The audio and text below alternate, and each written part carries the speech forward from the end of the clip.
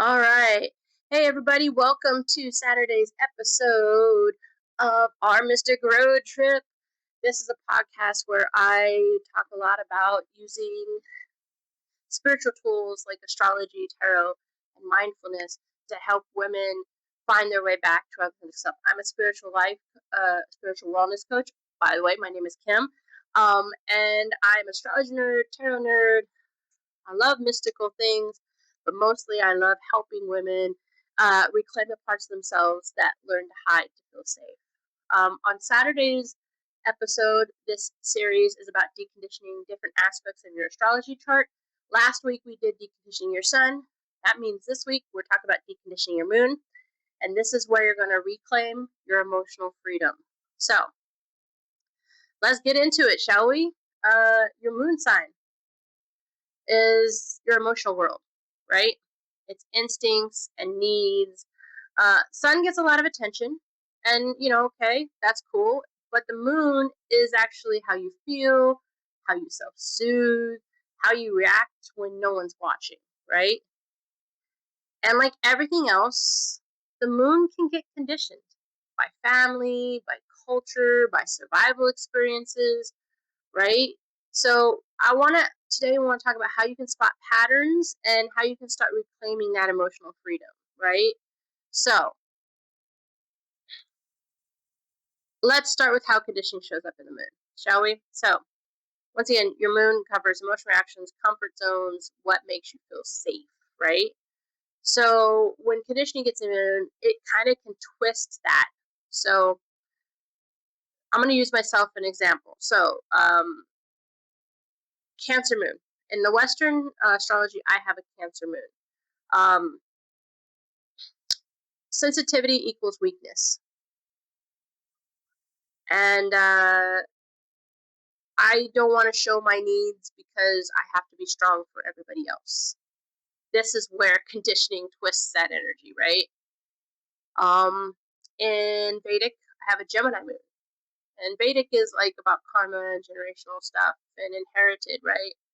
Um, curiosity or questions, they shouldn't be said. I don't want emotional conflict. So I'm going to stay very surface level. I'm never going to let anybody get below that, right? Yeah.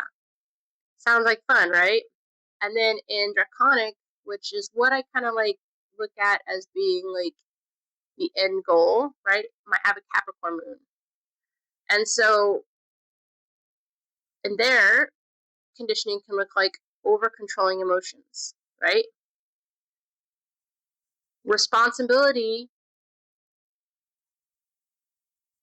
right, can be confused as emotional shutdown. So if I'm responsible, I need to shut down. I need to not feel, right? These are all things that I'm going through and working through, right? And I know they're not personality flaws. They're adaptations to things that have happened in life through whether that, like I said, whether that family, culture, whatever it was. But when you're aware of these things, it changes everything. When you're aware of these things, you then get to decide which emotional habits support you and which ones are just leftovers and need to be thrown out with the garbage, right? So, how do we decondition the moon through the different astrological lenses, okay? So let's look, right? So we're going to use my moons again. So Western is the habitual emotional patterns, right? Um, emotional muscle memory. These are things that you've learned, right? So if I look at my Cancer moon, natural traits should be deep feeling, fierce nurturing, and emotional attunement. So very empathic, right? But with conditioning, maybe I learned to hold my feelings in. Other people's comfort is more important than my own. And then maybe when I actually do need some help, I feel guilty. I'll be honest with you. For me, it's the latter two, holding feelings in. I actually probably share feelings too much sometimes. But prioritizing others' comfort for sure and feeling guilty for needing care, definitely, right? So when I'm deconditioning here, I need to learn how to express my emotions honestly and set emotional boundaries and let myself feel without having to feel like I have to say I'm sorry all the time. I'm sorry used to be one of my favorite things to say in the world. Not my favorite, but it was the most common thing I said, right? So that's how that Western moon can be deconditioned, right? And now if we take a jump into the Vedic, right there, I'm a Gemini moon, right? So Vedic talks about inherited, ancestral, kind of like past life emotional patterns. If you believe in those, I happen to. One day maybe we'll talk about that because I have pretty cool past lives. Anyways, so I'm a Gemini moon in Vedic. So that means emotional restlessness, overthinking feelings, scattering your emotional energy, right? Of those three, probably overthinking feelings is probably the worst one I have, I would say. Yeah. And so if I want to decondition these, I need to slow down, right? I need to choose clarity over reaction. So taking a pause, don't just react. And then I need to let my emotions land before responding. So all this talks about taking a moment and pausing before I react.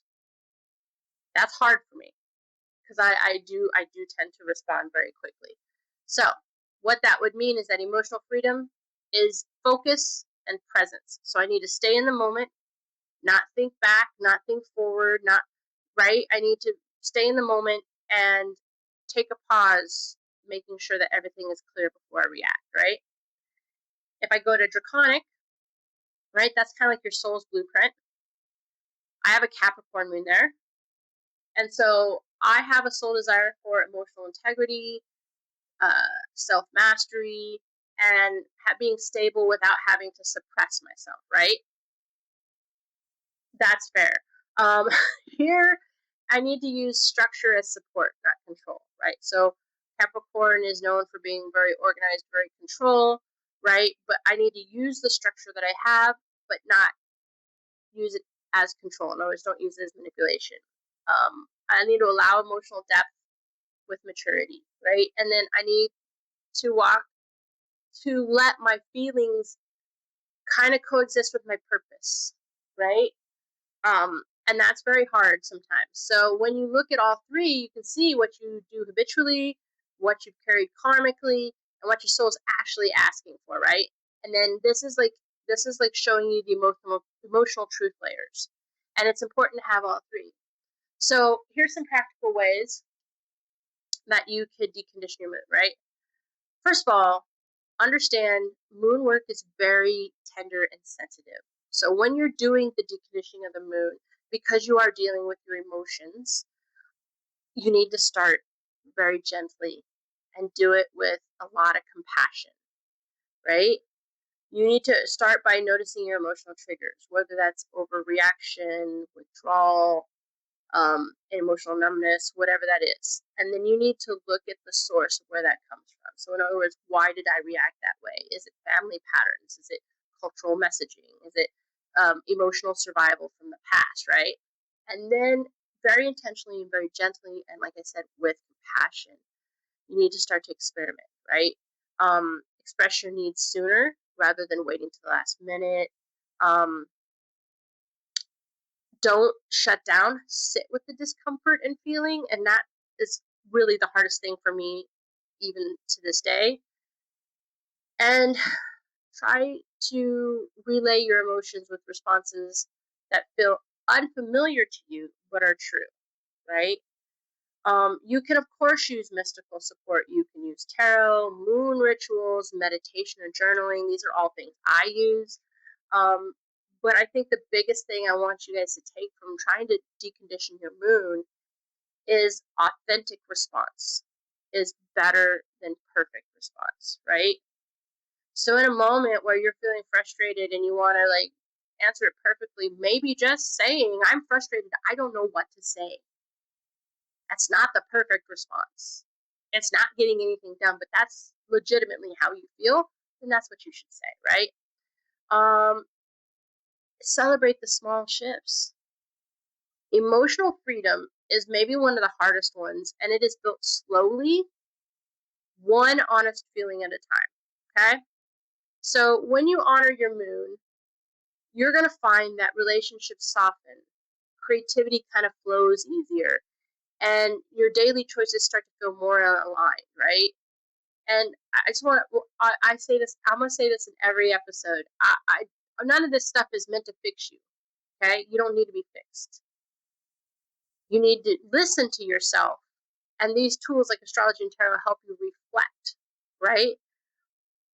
Your moon is your inner home. So make sure you treat it with curiosity, compassion, playfulness. Deconditioning isn't like forcing a square peg into a round hole. It's about easing it into the right space with permission and compassion, right? So uh, it's very quiet work. It's very powerful work. Make sure you start by observing, feeling, and honoring what's real. And that's all I have to say for today, guys, about this. Keep staying because we're going to do. I'm gonna also do tarot.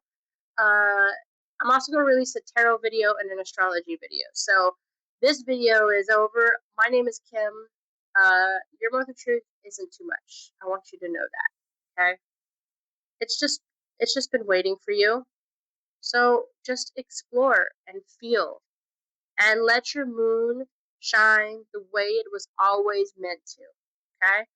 As always, guys, I believe in you. I know you can do this. Have a blessed day.